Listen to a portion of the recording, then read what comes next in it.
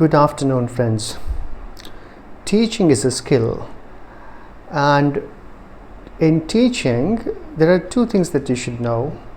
The first thing is the knowledge of the content that you want to teach, whether it's an academic subject such as literature, history, chemistry, etc., or a practical skill such as driving or swimming or cycling. And the second thing that you should know is how to teach. That is to say that you should understand the process of learning, how a human mind learns a new skill. Recently, I went to one conference where they were supposed to teach us design thinking. It's a practical skill. And I was really excited, and I was looking forward to some new skills. I was looking forward to learning some new skills and applying them in my practical life. And the conference started with a long speech of the chief guest, and then followed one session which was really interesting because the speaker got us to do some activities, and this really kept us engaged. And then came a kind of soporific experience, an experience that caused heavy sleep.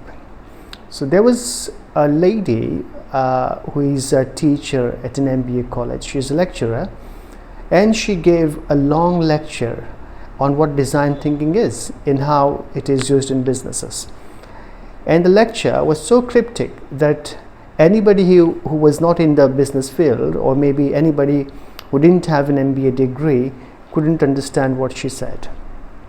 It was full of data, unnecessary data. And I thought to myself, no, this is not teaching. She's not teaching us anything, and we are not learning anything. What she, or maybe what we were observing, or what we were subjected to, was just verbal diarrhea. So verbal diarrhea is not teaching. I'll tell you what real teaching is. It's a story. It's not true, but the message that it tries to convey is really important. So in ancient time, theft was considered to be a kind of traditional business. So a thief passed it on to his kids, and they learned it from their father. So there was an old thief in a town, and he was very well known for his skill of stealing things without getting caught. People knew that he was a thief, but no one knew what he stole, where he was. And as he was getting older, he was thinking of passing down his trade to his son, his eldest son. So he took him on to one assignment, and the assignment was stealing something from the king's house. So there these two people go. They are walking towards the castle, the king's palace, and both of them got into the palace at midnight, and everybody was asleep in the palace.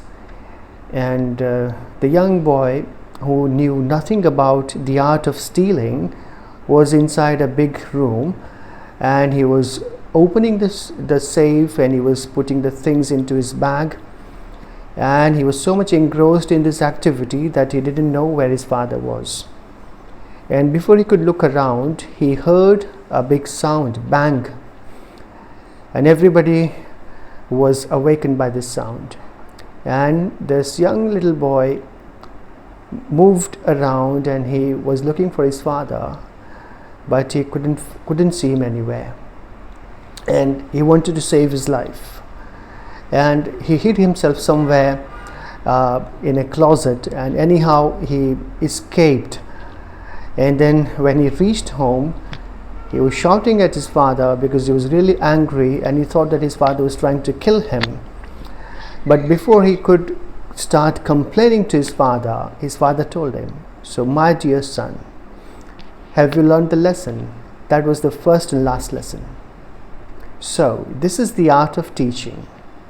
You can never teach anything simply by talking about it. You've got to get to learners to do something if you really want to teach them anything. In teaching a language, or maybe teaching any practical skill such as skating or swimming, requires a lot of activities on the part of the learner. If the learner is sitting simply passively in the classroom and the teacher is doing nothing but just verbal diarrhea, you can't expect any kind of teaching to take place.